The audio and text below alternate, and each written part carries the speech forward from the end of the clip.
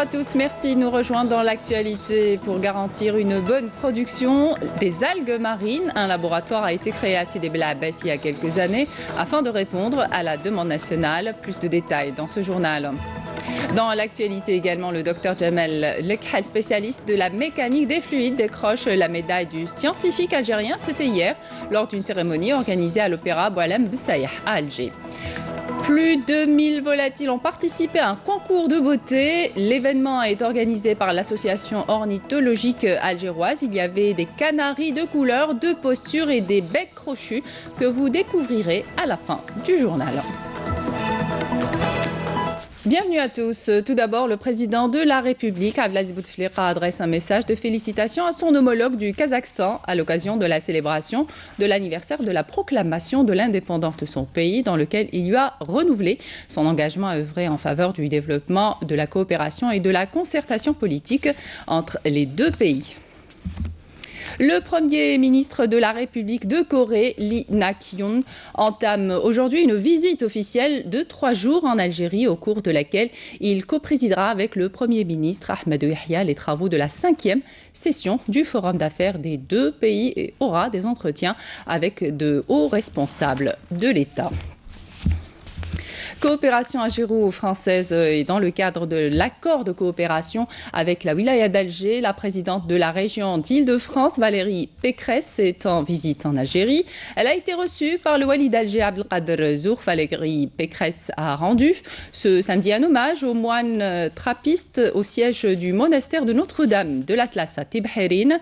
Dans une déclaration, Valérie Pécresse a estimé que la béatification des moines de Tibherine témoigne du désir de paix de l'Algérie et sa volonté d'accorder une place à tous ses amis. Écoutez. C'est une visite qui est placée sous le signe de l'amitié très grande entre l'Île-de-France et Alger. Et quand on m'a demandé où est-ce que j'aimerais aller, si je devais aller en dehors d'Alger, j'ai tout de suite dit Tibherine, parce que pour moi, Tibherine, c'est un des grands signes de l'amour qui unit la France à l'Algérie. Nous l'accompagnons à Tibherine, c'est pour montrer que la politique de son Excellence le Président de la République, qui a œuvré pour la réconciliation nationale, a porté ses fruits. Voilà, nous sommes dans un endroit de paix. Et nous souhaitons la paix pour le monde entier. D'ailleurs, la béatification qu'il y a eu il y a une semaine à Oran s'inscrit dans ce cadre-là, dans cette politique de l'Algérie de vivre ensemble. L'Algérie, c'est un pays, c'est la terre des peuples. À Sidi Bel Abbès, un laboratoire a été créé depuis quelques années pour garantir une bonne production des algues marines pouvant répondre à la demande nationale. Commentaire de Hassiba Abdallah. Dans ce laboratoire, situé à Sidi Bel Abbès, on cultive des algues marines dédiées à l'alimentation, mais aussi à l'agriculture. Les algues marines peuvent en effet devenir l'alternative naturelle à tous les produits chimiques utilisés dans la production agricole. Le projet est né en 2012. Depuis, nous travaillons sur le développement et la production des algues marines. Aujourd'hui, nous maîtrisons toutes les étapes de production. Nos algues sont notamment utilisées comme engrais pour améliorer la production agricole. Nous l'avons testé l'année dernière sur des poiriers et ça a donné des résultats satisfaisants et une bonne production de poires. Pour garantir une bonne production d'algues, ces derniers sont élevés dans des aquariums où toutes les conditions de leur milieu naturel sont réunies.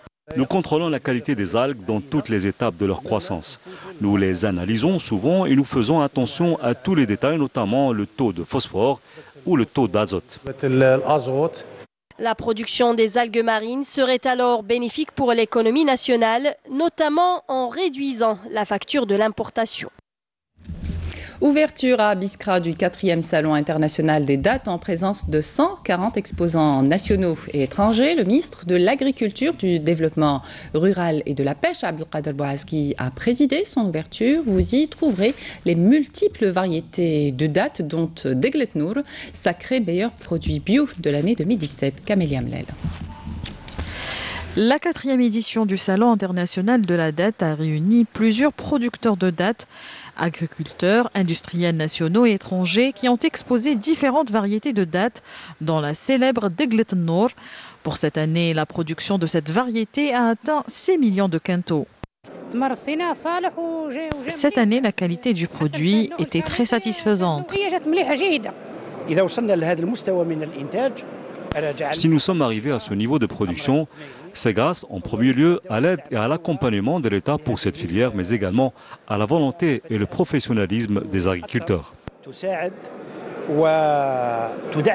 Lors de sa visite aux différents stands de l'exposition, le ministre de l'Agriculture, Abdelkader Bouazgui, a appelé à augmenter les quantités exportées de dattes pour répondre à la demande croissante sur ce fruit au niveau des marchés internationaux, rappelant par là même les facilités octroyées en la matière aux producteurs et aux exportateurs.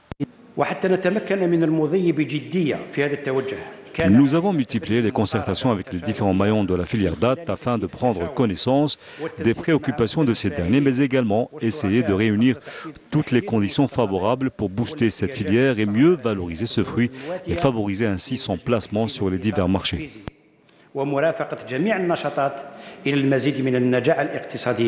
Par ailleurs, le président de la République, Abdelaziz Bouteflika, a été honoré par les autorités locales de la wilaya de Biskra en reconnaissance à son soutien aux agriculteurs de cette wilaya. L'actualité à l'étranger à présent, en bref, signé Naïma Haouch. C'est une mobilisation des Gilets jaunes essoufflés ce samedi à Paris et en région où les participants, moitié moins nombreux que les semaines précédentes, ont manifesté dans le calme malgré quelques tensions en fin de journée. Vers 19h, le ministère de l'Intérieur comptabilisait 66 000 manifestants dans toute la France à la mi-journée, 2 fois moins que les 126 000 recensés samedi dernier à la même heure.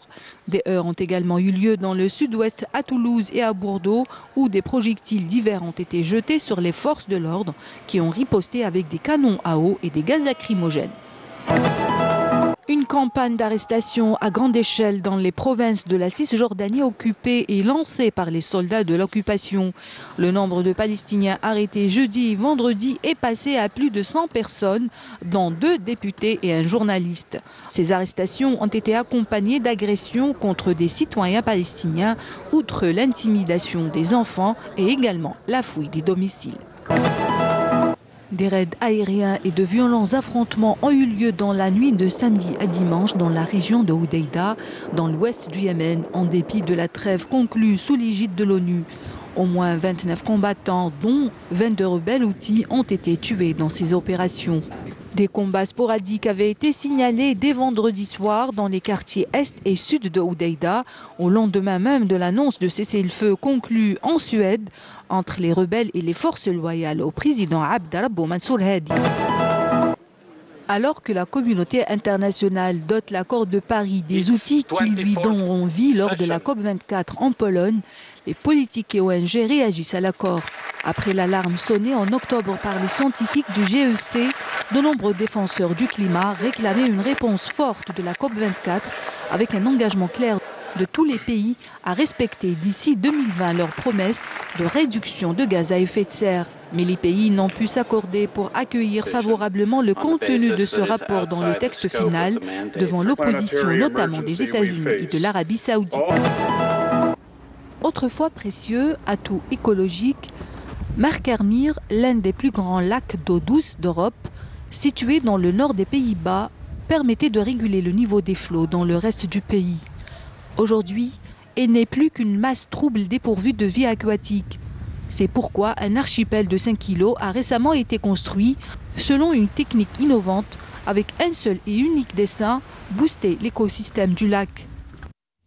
On revient chez nous. La forêt de Baïnem a accueilli ce week-end des écoliers ainsi que des associations qui œuvrent dans la protection et la préservation de l'environnement. Objectif, sensibiliser les enfants quant à la protection de l'environnement et l'importance du recyclage en leur donnant quelques notions sur les insectes ravageurs et leur impact sur nos forêts. Reportage Soumaïa Zerouali. My Space is Green, un programme de sensibilisation organisé par la direction des forêts de la wilaya d'Alger, est tracé avec le mouvement associatif qui comprend certaines associations comme El Yessamin ou encore IFEL, actives dans la protection de l'environnement, et d'autres associations civiles s'impliquant dans la protection et la préservation de l'environnement, mais également dans le recyclage, ainsi que différentes institutions publiques, entre autres la Direction générale des déchets et de ménage, Netcom, l'Institut national de la recherche forestière, INRF, et l'Agence nationale des déchets AND. Ça fait la 3e fois qu'on participe à cet événement. Le but, c'est de sensibiliser surtout les enfants à respecter la forêt, les arbres et surtout la propreté de l'environnement. Notre participation aujourd'hui, donc on va se focaliser sur 2 axes. Le premier axe, ça sera l'encadrement des enfants. Et le deuxième axe, ça sera 2 ateliers sur l'utilité des montagnes. Il y aura aussi un atelier sur le recyclage. Aujourd'hui, la forêt de Bainam nous accueille en cette 3e étape du programme My Space is Green pour nous faire découvrir lors de cette rencontre pédagogique les insectes ravageurs et leur impact sur nos forêts. À travers cette belle balade en pleine forêt, une randonnée enrichissante qui va nous mener jusqu'à l'Institut national de la recherche forestière. Là, on va faire une randonnée, plus on a un programme beaucoup plus de sensibilisation sur les insectes qui touchent nos forêts, tels que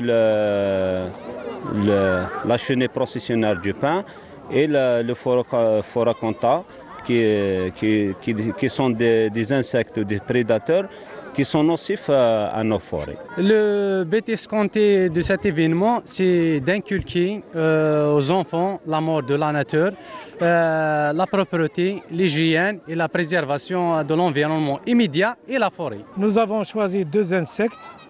Le premier, ça s'appelle la chenille processionnaire du pin. Le deuxième, ça s'appelle le Phoraconta semi-punctata. Inculquer la culture de l'environnement propre aux enfants, c'est l'objectif recherché à travers l'organisation de cette journée verte. Une initiative à encourager et à multiplier à travers le territoire national. Avec l'approche des fêtes de fin d'année, les idées de cadeaux à offrir sont plus que jamais d'actualité. Des espaces d'exposition sont organisés à l'hôtel Sofitel pour les amoureux des produits artisanaux. Reportage Maya Amrani.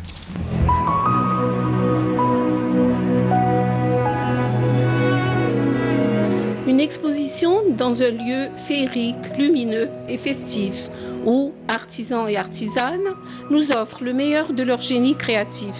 Une expansion considérable dans la dilanterie. L'artisan transforme une simple feuille de cuivre en divers ouvrages utilitaires ou décoratifs.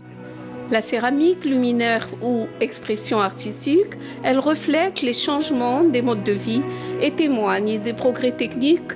Elle demeure une source inépuisable d'inspiration. Les symboles berbères, comme vous savez, c'est un message, hein, ils ont une signification. Mais les objets taouis, j'utilise beaucoup plus trois symboles qui indiquent l'olivier, l'abeille et le blé. Parce que surtout beaucoup plus la femme kabyle aussi, et les Kabyles maroufines, ils travaillent beaucoup plus dans l'agriculture. Voilà. Un subtil mélange de pierres semi-précieuses, des matières nobles, le bijou fantaisie reste incontournable. J'essaie de travailler des pièces qui sont orientales le plus, comme la khamsa, le filigrane là, par exemple. La khamsa est très demandée. La khamsa elle est très demandée, donc on essaye de la travailler de plusieurs façons, de plusieurs manières. Par exemple là, elle est travaillée sur des paires de culture. D'une façon, elle est tendance, c'est la tendance actuelle, oui. Des confiseries élaborées et consommées régulièrement dans les familles, principalement par les enfants. Je travaille à la maison avec mes petits moules, avec ma petite tempéreuse. Et puis vous avez une panoplie de chocolat avec différents goûts. Vous avez des petits gâteaux de chocolat aussi. Vous avez du chocolat chaud, vous avez des éclats de chocolat. Tout est chocolat. Ici aussi, vous avez les pâtes de fruits. différentes pâtes de fruits, différents fruits. Là, par exemple, vous avez la mangue, la fraise, les myrtilles, l'orange, etc. Les boîtes, pour la petite histoire, mes filles qui sont venues étudier, j'en ai 3, qui sont venues étudier à Alger, elles ont fait les beaux-arts. Toutes les 3 ont fait les beaux-arts. Et c'est elles qui ont commencé à grabouiller d'abord sur ces boîtes. Oui. Et puis, ça s'est développé au fur et à mesure. Dans cette exposition, rencontres, échanges, cordialité, se retrouver pour mieux se ressourcer. 11e édition hier de la médaille du scientifique algérien qui s'est tenue à l'Opéra Boualem Saïha à Alger. Et pour l'édition 2018, c'est le docteur Jamel Lekhal, spécialiste de la mécanique des fluides, qui a décroché la médaille du scientifique algérien, un prix prestigieux bien mérité pour cet illustre scientifique enfant de Betna au parcours scientifique exemplaire. Karim Haïfa. Pour cette édition 2018, c'est le docteur Jamel Lekhal, docteur en mécanique des fluides, qui a décroché la médaille du scientifique algérien, une distinction prestigieuse créée par la fondation Wissam Al-Alam Al-Jazairi. Une distinction qui couronne son parcours en recherche scientifique, grâce auquel il a développé son propre logiciel appelé Transat, avec son propre code CFD pour les flux industriels. Ce sont les scientifiques qui peuvent apporter des solutions économiques à leur pays. On atteste les projets réalisés par le docteur Lekhal, qui touchent à plusieurs secteurs, à l'instar de l'environnement, les ressources en eau, l'énergie. Donc les scientifiques de la trempe du docteur Lekhal peuvent être le moteur et les précurseurs de l'essor de l'économie du pays. Après 4 ans de recherche sur la modélisation de la turbulence à l'université de Karlsruhe et de Berlin en Allemagne, le scientifique rejoint plusieurs universités prestigieuses telles que l'ENS de Paris, le MIT de Cambridge aux USA, avant de devenir maître de conférence à l'université de Zurich.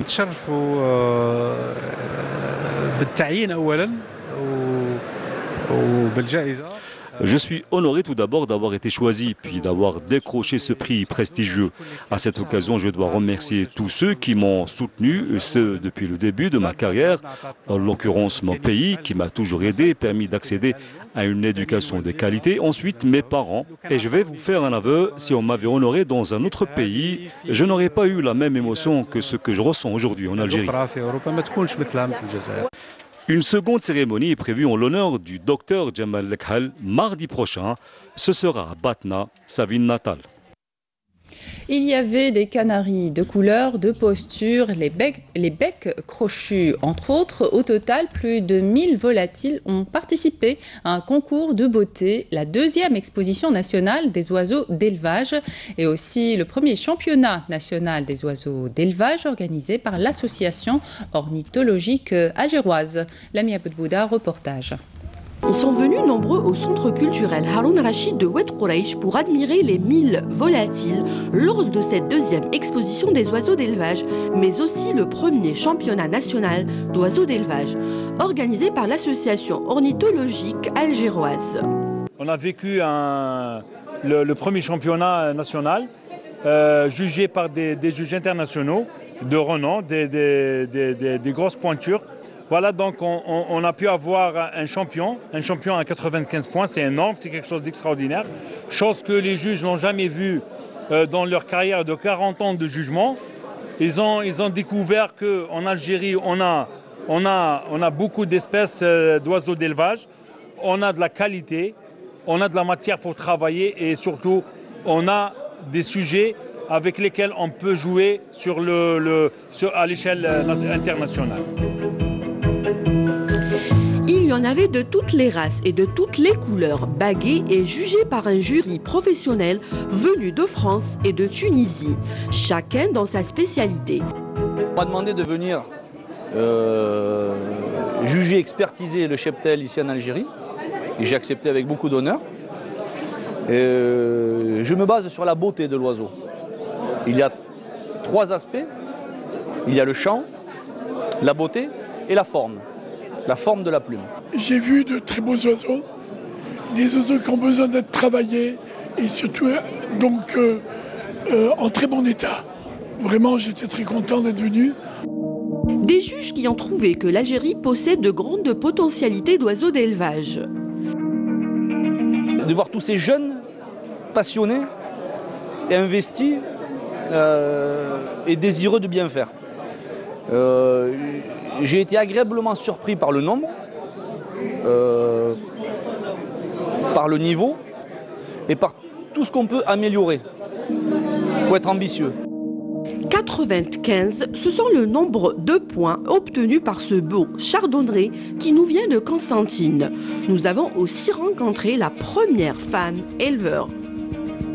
Depuis mon plus jeune âge, mon père avait des oiseaux, donc voilà. C'est comme ça, le déclic est venu comme ça. Et ben, pour mon élevage, je ne saurais vous dire le nombre, mais je dépasse la cinquantaine. C'était aussi l'occasion pour les éleveurs professionnels d'exposer leurs beaux trésors venus tout droit de l'Amérique tropicale. On aimerait avoir des oiseaux made in Algeria, qu'ils naissent chez nous, qu'ils soient élevés chez nous, pour ne plus avoir à les importer. Ces deux perroquets, Ara Ararona, j'en suis très fière. Voici le mâle et voici la femelle. Ils sont actuellement en phase de préparation pour un éventuel accouplement. Je croise les doigts pour que ça marche. Une très belle exposition, une expérience à renouveler. Le public amateur de beaux volatiles a été bien servi.